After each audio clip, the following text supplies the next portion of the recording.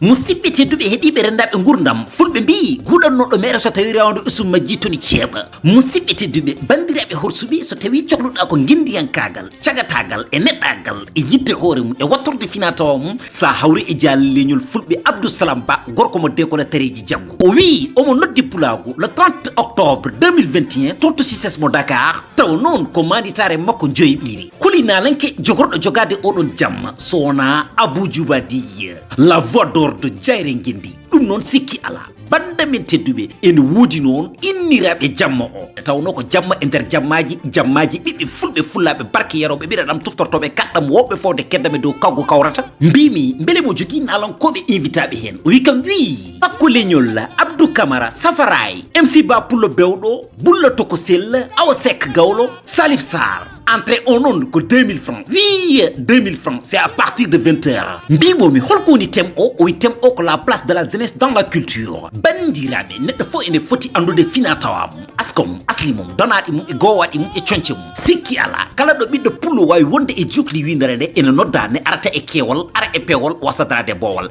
min Dj Dou kala jaɓɓuɗomi ɗon o wiyam massa ne tawno Jaalal so noddi ko min noddi tigui pulago dilli